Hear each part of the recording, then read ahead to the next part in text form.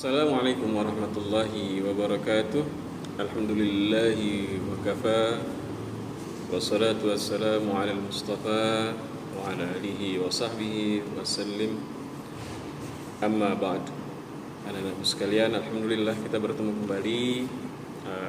Pada kali ini kita akan belajar sejarah kebudayaan Islam untuk kelas 4. Kita akan membahas pelajaran keempat mengenai hijrah Nabi Muhammad ke Taif. Ya. Hijrah Nabi Muhammad ke Taif. Nabi Muhammad sebelum hijrah ke Madinah pernah hijrah ke Taif, dan peristiwa ini terjadi kurang lebih antara tahun 10 atau tahun antara 10 dan 11 setelah kenabian beliau. Pada tahun 10 beliau ini ditinggal oleh dua orang yang beliau cintai, yaitu pertama pamannya, ya, yaitu Abu Talib.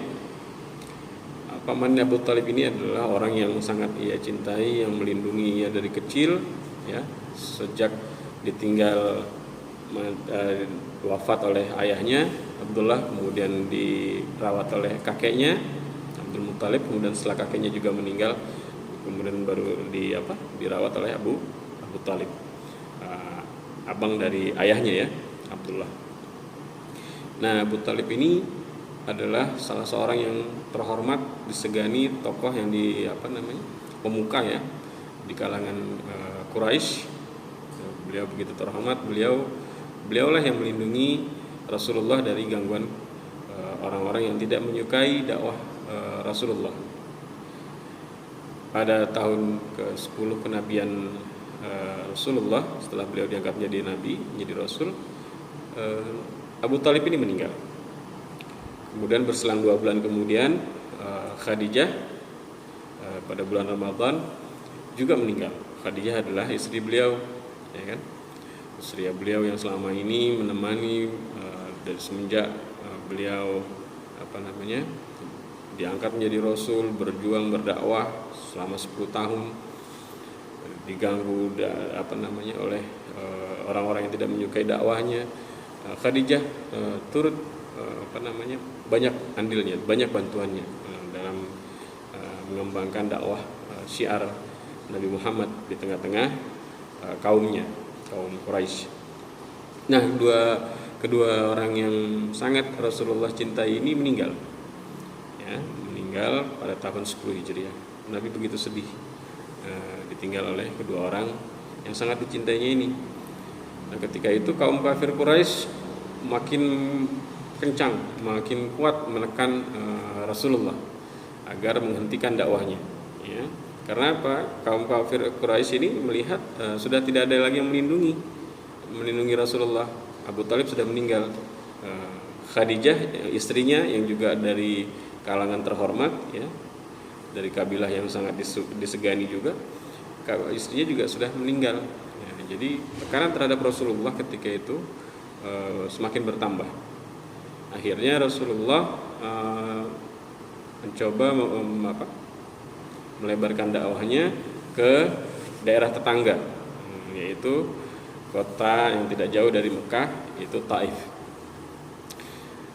Kebetulan juga Rasulullah memiliki silsilah yang masih terhubung dengan orang-orang yang ada, penduduk-penduduk Taif, ya.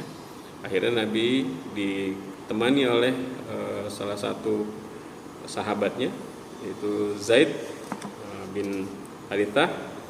Itu hijrah ke Taif untuk berdakwah di sana. Tetapi sayang sekali ketika sampai di sana, selama 10 hari berdakwah di sana, sambutan dari penduduk Taif kurang sesuai dengan yang diharapkan oleh Rasulullah. Mereka menolak dakwah Rasulullah SAW. Mereka akhirnya sampai melempari Rasulullah dan Zaid ini dengan batu, sampai Nabi beberapa bagian tubuhnya terluka, begitu, ya.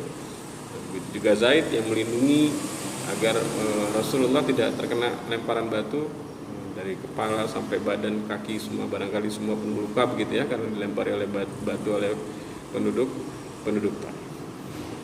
Nah, suatu ketika dalam pelariannya mereka Rasulullah dan Zaid bin Sabit beristirahat di sebuah perkebunan anggur milik penduduk Taif di pinggiran yang dimiliki oleh Utbah dan Syaibah. Ya. Utbah dan Syaibah ini melihat ada yang masuk ke perkebunannya, namun dilihat mungkin barangkali ini dua orang ini adalah orang baik-baik sepertinya, dan dibiarkan kedua orang tersebut beristirahat di kebunnya. Nah, Utbah dan Syaibah ini memanggil salah seorang pembantunya yang turut menjaga mengelola kebun anggur itu untuk memberikan beberapa tangkai anggur menjamu tamu yang masuk ke kebunnya yang sedang beristirahat. Ketika anggur-anggur tersebut diserahkan kepada Nabi Muhammad dan Zaid, Nabi Muhammad mengambilnya dan memakan, diawali dengan ucapan bismillah. Sebelum makan, Rasulullah mengucapkan bismillah. Nah, pembantu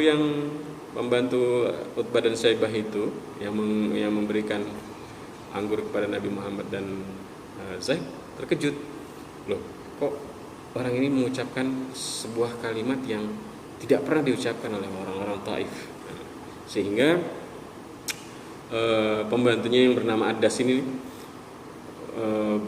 mencoba untuk menyapa tamunya, bahwa tamunya ini bukanlah orang-orang Taif. Lantas dari mana? Siapa namanya, dari mana? Kemudian setelah memperkenalkan diri, Rasulullah juga menyatakan bahwa Adas atau pembantu atau orang yang berdiri di hadapan ini juga sepertinya bukan orang sini juga. Akhirnya mereka berkenalan. Adas pun juga memperkenalkan diri bahwa dirinya dari sebuah negeri di mana di negeri itu dikenal dengan negerinya Nabi Yunus. Ya. Akhirnya Rasulullah menyatakan bahwa Nabi Yunus itu adalah saudaranya, karena memang para nabi ini bersaudara, ya. Para nabi ini bersaudara. Jadi terjadi dialog antara Nabi Muhammad SAW dengan Adas.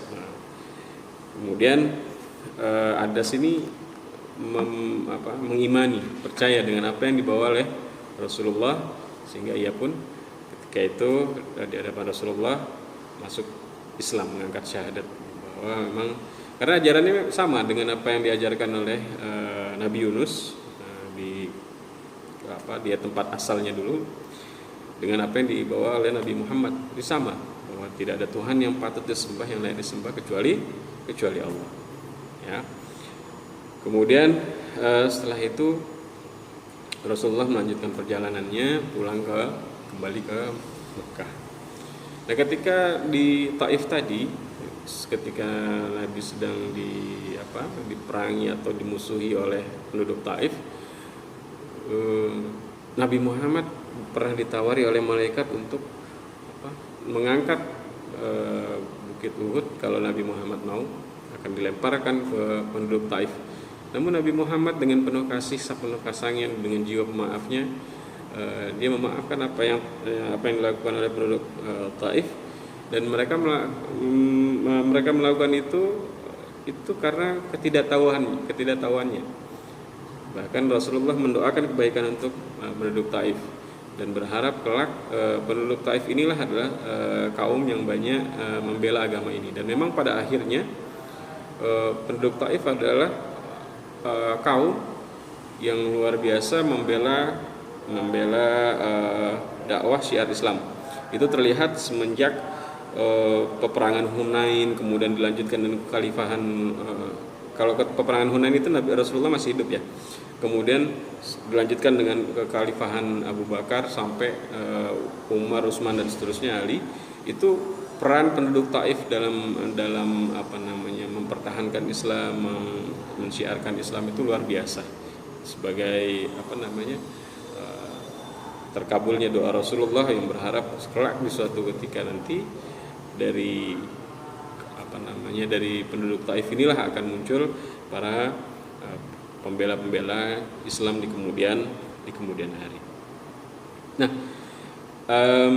banyak hal-hal yang bisa kita petik dari kisah Nabi Muhammad berdakwah ke Taif, di mana kita menyadari ketika kita berdakwah untuk mengajak orang membawa kepada kebaikan dan mencegah orang berbuat jahat, banyak hal-hal yang menjadi tantangan, hambatan, cobaan, hal-hal yang tidak menyenangkan. Nah, semua harus kita hadapi dengan penuh kesabaran, ya, dengan penuh kesabaran. Dan juga jangan lupa jiwa pemaafnya itu, akhlaknya itu mudah memaafkan orang lain, ya. Karena suatu ketika nanti mana tahu orang yang tidak baik, ketika kita mungkin satu saat Allah merubah hatinya menjadi lebih baik, bahkan mungkin jangan lebih baik lagi dari kita, ya. Wallahu a'lam. Nah, itu kisah daripada perjalanan Nabi Muhammad dan Zaid bin Harithah berdakwah di Taif. Insyaallah kita akan bertemu di video berikutnya, di pelajaran berikutnya pada kesempatan yang lain. Ini saja yang bisa Bapak sampaikan. Assalamualaikum warahmatullahi wabarakatuh.